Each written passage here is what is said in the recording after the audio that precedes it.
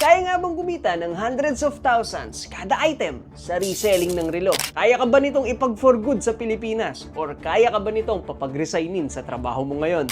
15,000 pesos lang daw. Pwede ka nang pumasok sa watch game. What is mga karaket? Another watch, another day. Hindi. What is mga karaket? Ako si John, nurse yung misis ko at dinala niya kami dito sa UK. Dito na ngayon ako rumarakit at nagsishare ng mga kwento at ideas na makakatulong sa inyong kumita ng extra. At ngayong araw, sisilipin natin yung luxury watch reselling na sobrang sikat na sikat ngayon sa social media. Nung napadpad ako dito sa UK, may mga napanood ako na mga nagre-resell ng mga luxury watches tulad ng Rolex, ng AP, at ng Panerai. Ang ganda ng content, no? Kasi hassle talaga siya. Bumibili sila ng mga luxury watches na kadalasan second hand, tapos mabilisan lang yun. Hahanapan nila ng mabibentahan within the week, or minsan days nga lang eh. Pasok na pasok yon sa topic natin about racket. Pero nung time na yon, hindi pa super popular ng ganung business sa Philippines. May mga gumagawa na nito nun, pero low-key lang sila at may mga sarili silang community. Kumbaga, hindi sila mainstream. Pero nitong mga nakaraang buwan, may bumulabog sa mga feed natin sa social media. Ito nga si Paring Hive, na currently merong almost 700,000 followers sa kanyang TikTok. Yung content niya ay yung mga deals niya sa pagbibenta or pagbili ng mga relo na minsan 300 to 500,000 kada deal. Tapos may mga relo pa nga na luwalampas ng 1,000,000. Transparent siya sa mga deals niya at kadalasan yung profit niya nagre-range ng 50,000 pesos to 200,000 pesos kada deal. Kaya napaisip tuloy ako, kaya nga bang gawing racket ang pagre-resell ng mga luxury watches? At kung natataasan ka sa 300 to 500,000 pesos at sa tingin mo ay hindi pa kaya, manood ka lang hanggang sa dulo kasi mayroong murang alternative para makapasok sa watch game. Yung tipong 15,000 pesos lang na puhunan, pwede na. Pero balik muna tayo. Kung usapang racket lang, oo, kayang-kaya. Makikita natin kay Paring Hive or Hive Anzures sa kanyang Facebook na meron siyang ibang business maliban sa pagre-resell ng luxury watches. Kaya kung usapang dagdag income lang, yes, pwedeng-pwede. Pero syempre, kailangan mo ng kapital para meron kang iti-trade. Ang nakikita ko dito mga karaket, no, this is something that you can do kung meron kang extra money na gusto mong palaguin ng mabilisan at meron kang extra time para mag-market at mag-approach ng mga sellers at buyers at makipag-meet up para sa mga trades. Tsaka syempre, dapat alam mo din yung ginagawa mo. Katulad ng kahit anong racket o business pa man yan, may mga specifics at tamang paraan para mag-conduct ng business. Sa research ko, dapat daw talaga kung papasukin mo to, nasa luxury watch community ka. Para alam mo yung mga retail prices at saka resale value ng mga relo. Depende pa yan sa brand, yung condition ng relo, kung kumpleto ba yung papel, yung box, yung bracelet, brand new ba yan, second hand ba yan, saang bansa binili.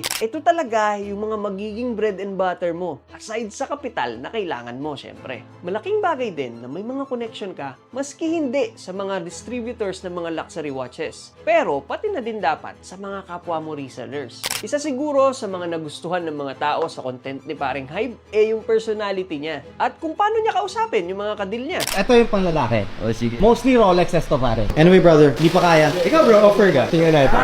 Manali mates. Ang offer ko dito 550 guys. May kasamang interpersonal skills, negotiation tactics, at syempre, pakikisama talaga. Kung magsisimula ka sa luxury watches, sabi ni Paring Hive, umpisahan mo daw with Tudor kasi yun yung pinaka-accessible. Kumpara sa Rolex na nag-a-average ng 300 to 500,000 pesos, may mga Tudor watches na pwede mong makuha ng 150 to 250,000 pesos lang. So, kung papasok ka sa luxury watch reselling, siguro maganda ka ng mga 500,000 pesos para makabili ka ng dalawang Tudor na papaikutin mo. Siyempre, research ka din kung ano ba yung mga mabilis talagang mabenta. Kung ako yung tatanungin, kung nagsisimula pa lang, dun ka muna sa mabilis mabenta kahit na hindi pa ganun kataas yung profit. Basta meron. Mahalaga kasi sa reselling na mararamdaman mo kaagad yung pagpapaikot ng pera at kung paano ba yung kalakaran pagdating sa mga deals. May mga etiquette kasi yan na kailangan. Ang mali ng marami, minsan masyado silang nagiging aggressive. So, namamarkahan sila sa mga community.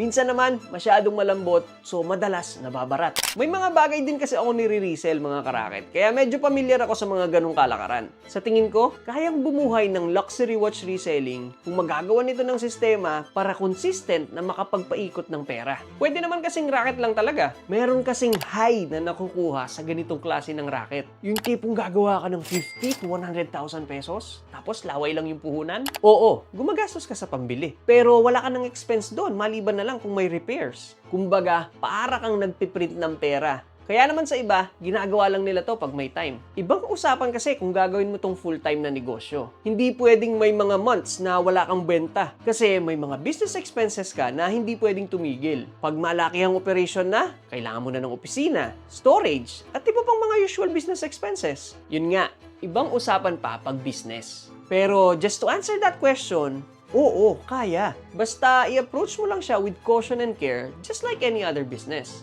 At yun na nga, paano kung wala kang nakareding 500,000 pesos? Recently, nagtitrade na din ng mga low-end to mid-range na mga relo itong si Paring Hybe. Yung presyo, nasa 15 to 20,000 pesos lang. At ang brand ng relo, Seiko. Mas pamilyar tayong mga Pinoy dun sa Seiko Wallet at Seiko Feels. Pero hindi sila konektado. Sobrang na-appreciate ng mga watch community yung Seiko dahil sa itsura at quality. Very active din yung Seiko watch reselling community. At napapansin ko, mabilis talagang umandar yung mga stocks. So kung may extra ka dyan na 50 to 100,000 pesos, bumili ka ng in-demand na model. Basta alam mo kung ano yung retail price at average reselling price para siguradong kikita ka. O kaya, kung may pera ka ngayon na extra na 15 to 20k, bumili ka ng isa tapos subukan mong ibenta. Iba kasi talaga yung pakiramdam na makakagawa ka ng 5k mula sa yung 20k. Kaya ayun mga karaket, sa tingin ko, meron talagang pera dito sa watch reselling. Para sa akin kasi,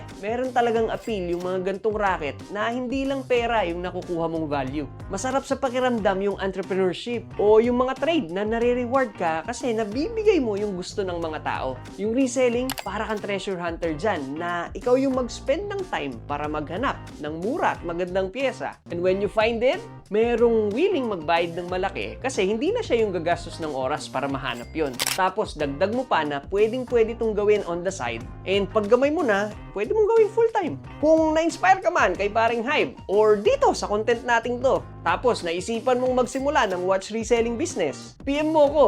Malay mo, ako na pala yung customer mo. O kaya, i-comment mo dyan kasi malay mo, nandyan na pala yung tamang tao na willing magbayad dun sa asking price mo. At yun lang naman for today mga karaket. Abangan nyo yung mga susunod pa nating pag-uusapan.